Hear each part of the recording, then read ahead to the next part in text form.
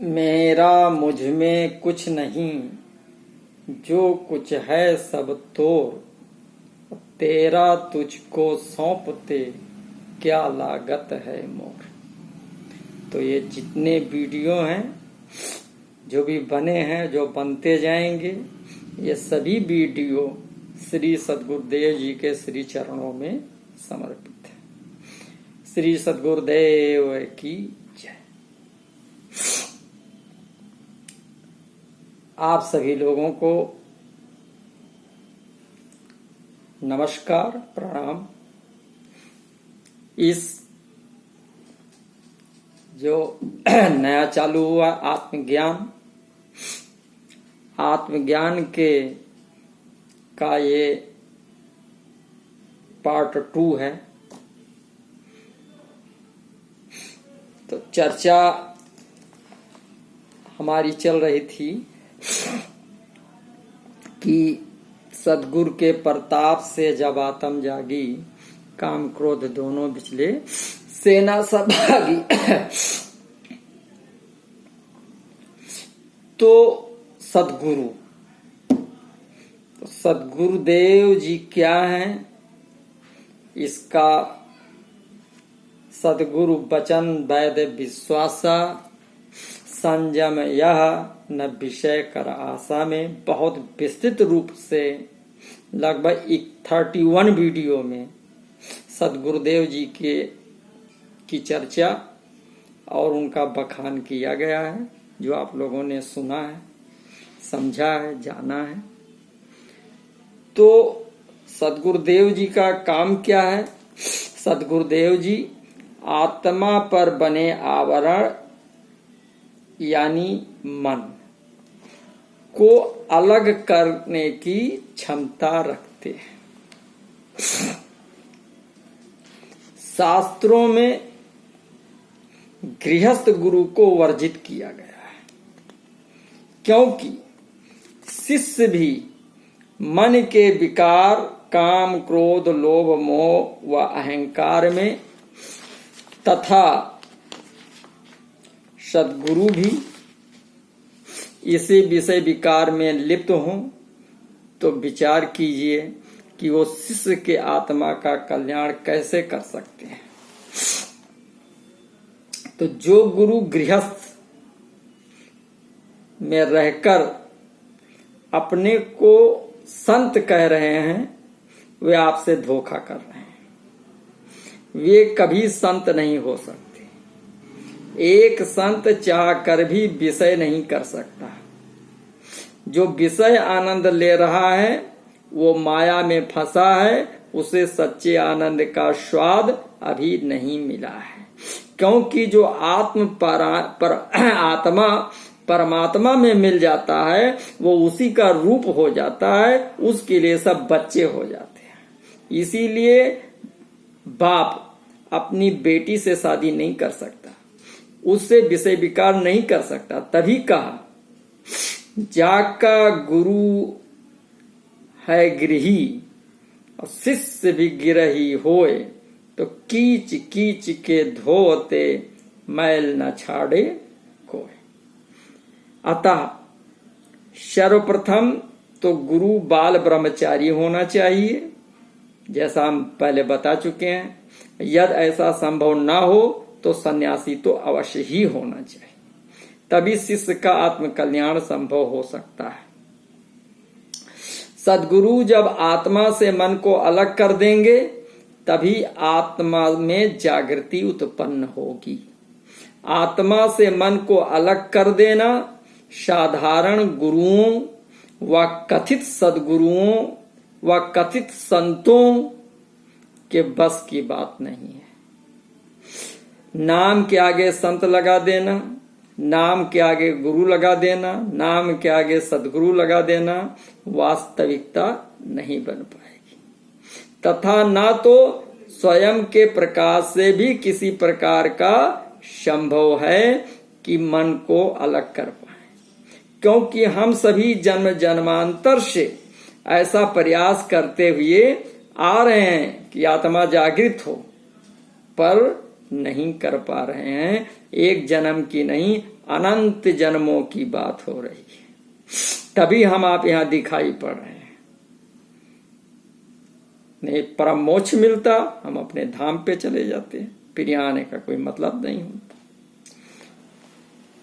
तो इस पर कबीर साहिब जी ने कहा कि ना कुछ किया न कर सका, न करने योग शरीर, और जो कुछ किया साहिब किया, भया कबीर कबीर। तो ये केवल परमात्म लीन सदगुरु साहिब ही कर सकते हैं। इससे अब यहां पर सच्चे सदगुरु की आवश्यकता हुई, क्योंकि रामायण में भी कहा है कि गुरु बिन भवनिधि तरे न कोई, और जो बिरंची शंकर श्याम होई। और वेद में बताया गया ध्यान मूलम गुरु रूपम, पूजा मूलम गुरु पादुका, मंत्र मूलम गुरु वाक्यम, मोक्ष मूलम गुरु कृपा।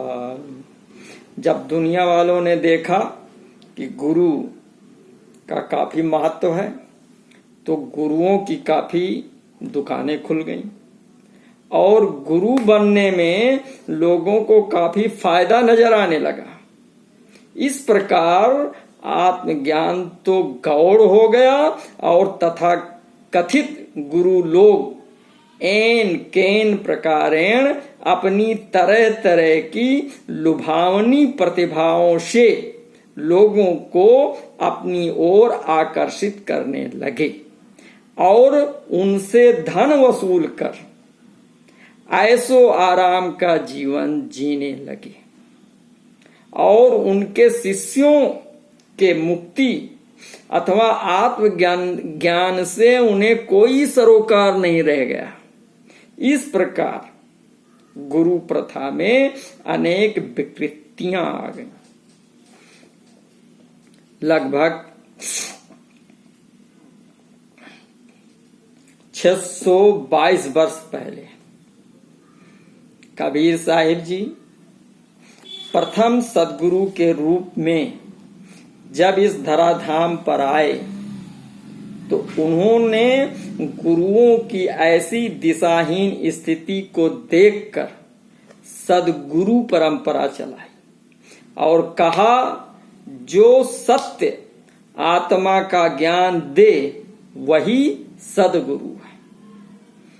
अब आधुनिक समय में तो सदगुरुओं की भरमार हो गई है। जहां देखो वहीं आत्मज्ञान की दुकान लगाए बैठे हैं, कहते हैं कि आओ हमारे यहां से आत्मज्ञान खरीदो। चाहे आत्मज्ञान उनसे हजारों किलोमीटर दूर हो, छू भी ना पाए हो, वे तो आत्मा के आसपास नजर नहीं आते। आत्मज्ञानी का लक्षण उनमें भूल से भी नहीं झलकता, लेकिन आत्मज्ञान बांट रहे हैं। ऐसे धूर्त गुरु आजकल स्टिंग ऑपरेशन में पकड़े जा रहे हैं, तथा इनकी पोल खुल रही है और आगे भी मीडिया द्वारा खुलती रहेगी। मैं तो कई संस्थाओं में गया हूं, अनेकानेक तथा कथित सदगुरुओं को देखा व समझा है, लेकिन वे बातें तो बड़ी बड़ी करते हैं, परंतु अनुभव नजर ही नहीं आता। जो दिखाई पड़ता है वो मात्र आत्मज्ञानी होने का अहंकार।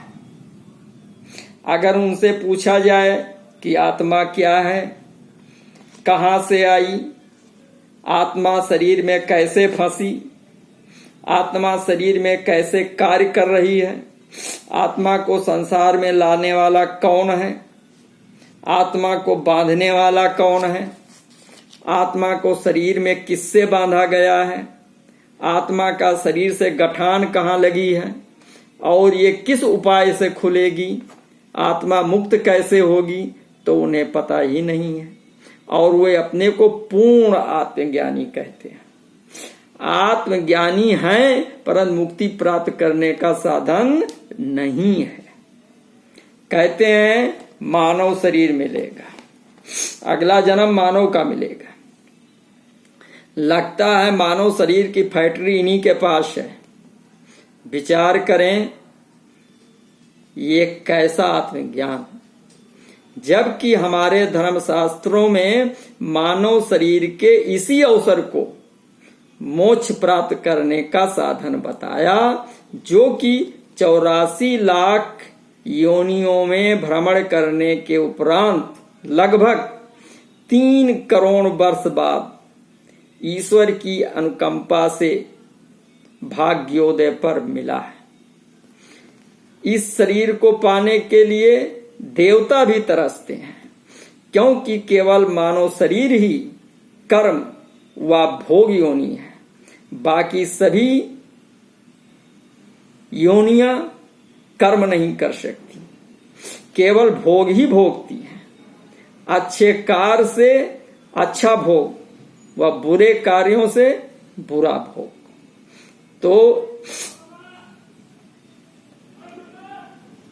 बताया जाता है कि आप इस साधना में सफल नहीं हुए तो आपका अगला जीवन मानव जीवन का होगा।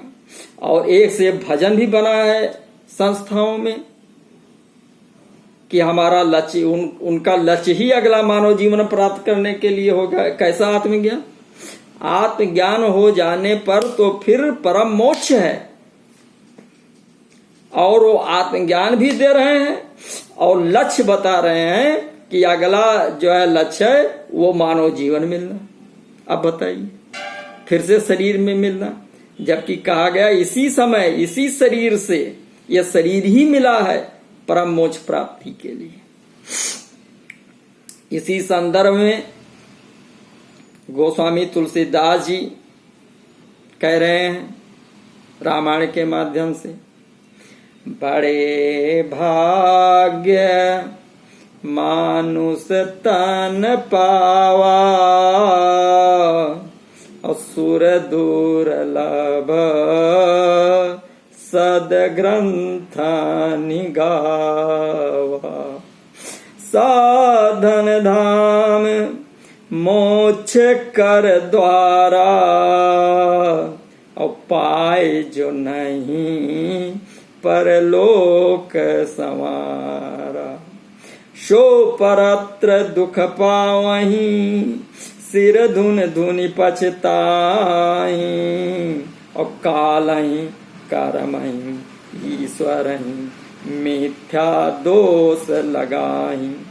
जो न तरहीं भवसागरहीं, नर समाज यस पाई, और सो कृत निंदक मूढ़ मति आत्म हानि गति जाए।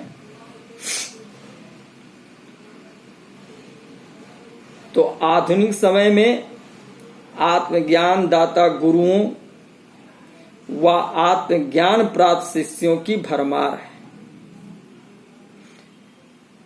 कुछ समय पहले एक फंक्शन में गए थे, वहां पर महात्मा जी, बाई जी लोग आई थी।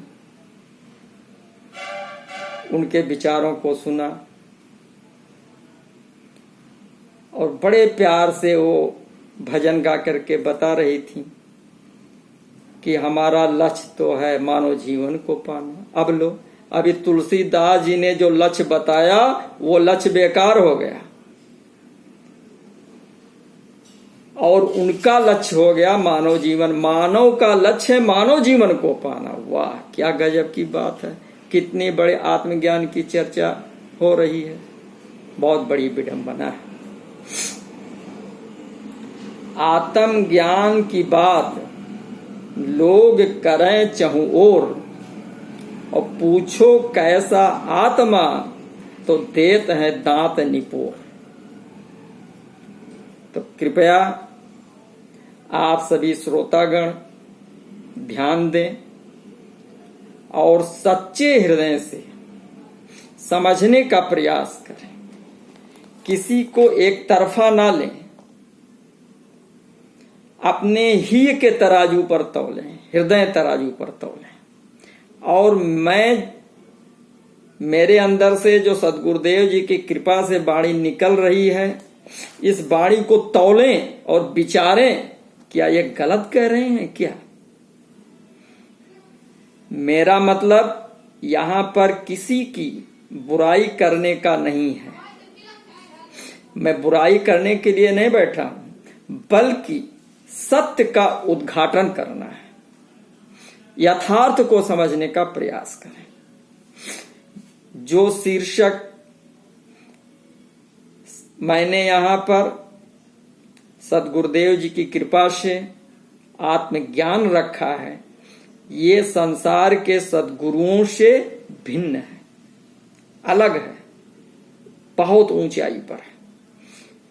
चूंकि जो दुनिया आत्मज्ञान दे रही है वह ले रही है, उसमें सत्यता का दूर दूर तक नाता नहीं है।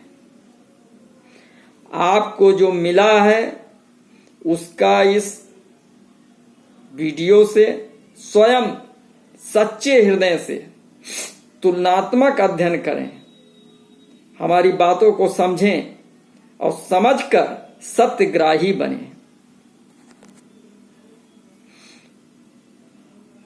सत्यग्राही बने, गफलत में ना आए। श्रेष्ठ समाज, श्रेष्ठ भारत। इसलिए यहां पर जिस आत्मज्ञान की चर्चा कर रहे हैं, कोई घमंड से नहीं कर रहे हैं, बहुत ही विनम्र निवेदन से कह रहे हैं कि जो यहां पर चर्चा चल रही है वो सत्य पर आधारित है और इसी से ही मानव जीवन का लक्ष्य परम मोक्ष को प्राप्त किया जा सकता है और कोई अन्य साधन नहीं है। ये कटु अनुभव है, ये सत्य आत्मज्ञान अनुभव का विषय है। ये लिखकर, पढ़कर, बोलकर व भाषण देकर नहीं जाना जा सकता। यहां सदगुरुदेव जी कहते हैं कि सत्य आत्म ज्ञान लिखा न जाई, पढ़ा न जाई, बिनु सदगुरु कोई ना ही पाई। यहां वीडियो में कहने का आशय मात्र ये समझाकर आपके ध्यान को सत्य आत्मज्ञान के तरफ केंद्रित करना है, ताकि आप अपनी आत्मा के मित्र बने, दुश्मन नहीं। ये भी ध्यान देने की बात है कि आत्मज्ञान कर्मकांड से नहीं होता। आत्मज्ञान नाम जपने एवं ध्यान करने से भी नहीं होता, क्योंकि यथार्थ का ध्यान न करने से एवं अन्यान वस्तु में ध्यान करने से वो क्रिया व्यर्थ चली जाती है, जो मात्र औपचारिकता होती है। आत्मज्ञान आज्ञा चक्र पर प्रकाश दर्शन करने से नहीं होता। आज्ञा चक्र पर ध्यान द्वारा प्रकाश देखना ना तो ये आत्मा का प्रकाश है और ना तो परमात्मा का दर्शन है। ये मात्र आज्ञा चक्र की कोशिकाओं का कमाल है।